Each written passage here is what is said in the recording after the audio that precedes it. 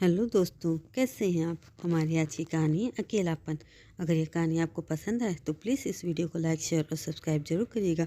चलिए जानते हैं इस कहानी के बारे में। पायल जी की नई बहू ने आज ही घर में प्रवेश किया था। घर में नई बहू के आने से सब बहुत खुश थे। घर में बधाई देने वालों का और नई बहू की मुँह दिखाई करने वालों का तांता लगा था। इसी बीच पायल जी किसी काम से अपने कमरे में गई, तभी उनकी नज़र अपने पति राजीव जी की फ़ोटो की ओर गई, जिनकी अभी 2 साल पहले ही मृत्यु हुई थी। पायल जी जिस काम से आई थी उसे भूलकर अपने पति की फोटो के सामने खड़ी होकर एकटक उन्हें देख रही थी।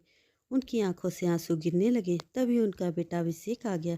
अभिषेक ने कहा, माँ क्या बात है, आप क्यों रो रही हैं, सब ठीक तो है। पायल जी बोली, नहीं बेटा, कोई बात नहीं है, बस तेरे पापा की याद आ गई। वे आज होते तो बात ही कुछ और होती। अभिषेक ने कहा, हाँ माँ, ये तो बात है, पर आप दुखी मत होइए, यह सब भगवान के हाथ में है। चलिए, बाहर सब आपका इंतजार कर रहे हैं। पायल जी आंसू पोंछकर बाहर आकर मेहमानों की खातिरदारी में लग जाती हैं। शादी से भरे घर में सभी नई बहू को घेरे बैठे थे। 2 दिन बाद जब मेहमान चले गए तो पायल जी ने बहू बेटे को एक जगह बिठाया और कहा, बेटी अब यह घर तुम्हें संभालना है, यह लो घर की चाबी।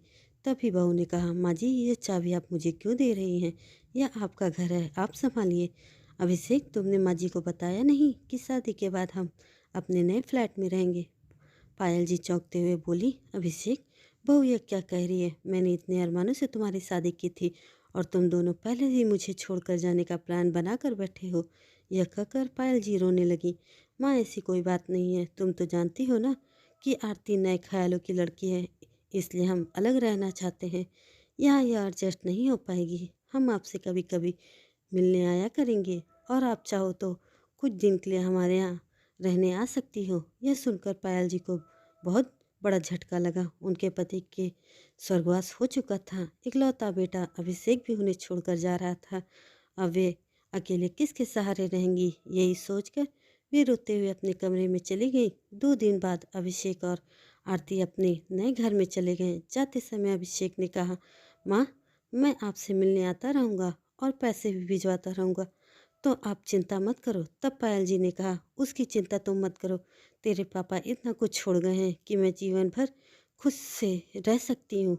तू जाकर अपनी गृहस्थी जमा, तेरी मेरी चिंता छोड़ दे। अभिषेक और आरती दोनों चले गए। उनके जाने के बाद पायल जी फुट फुट कर रोई, लेकिन अब कौन था जो उनको चुप कराता, इसलिए वे रोते रोते सो गई। जब उठी तो छत पर जाकर बैठ गई। इसी तरह कुछ दिन बीत गए। अभिषेक ने अपने नए घर जाकर एक बार भी माँ से बात नहीं की। अभिषेक के इस व्यवहार से पायल जी टूट सी गई थी। एक दिन पायल जी की बचपन की सहेली उनसे मिलने आई और बोली, अरे पायल, कैसी हो। अभिषेक की शादी पर तो मैं नहीं आ सकी, सोचा आज जाकर बहू की मुँह दिखाई कर आती हूँ। बहू कहाँ है। पायल जी ने कहा कि वे दोनों ये घर छोड़कर चले गए हैं। बहू मेरे साथ नहीं रहना चाहती थी। यह सुनकर उनकी सहेली को बहुत गुस्सा आया। उन्होंने कहा, तू चिंता मत कर, मैं हूं ना तेरे साथ। सुन, इस घर को पेइंग गेस्ट बना देते हैं, पास ही कॉलेज है, उसके बच्चे यहाँ आकर रहेंगे, उससे तुझे इनकम भी हो जाएगी और तेरा मन भी लगा रहेगा। सहेली की बातों को सुनकर पायल जी बोली, लेकिन यह सब कैसे होगा, मुझे तो कुछ नहीं आता। तब उनकी सहेली ने कहा, मैं काफ़ी दिनों से यही काम कर रही हूँ, तू चिंता मत कर, मैं सब इंतजाम कर दूंगी। कुछ ही दिन में उनकी सहेली ने सारा इंतजाम कर दिया। कॉलेज के बच्चे पेइंग गेस्ट की तरह वहाँ रहने लगे। पायल जी उनसे बातें करती रहती थी, उनका अपने बच्चों की तरह ख्याल रखती थी। इस सब में समय कब निकल जाता था पता ही नहीं चलता था। पायल जी इस सब से इतनी खुश रहने लगी कि उन्हें अब अभिषेक और आरती की याद भी नहीं आती थी।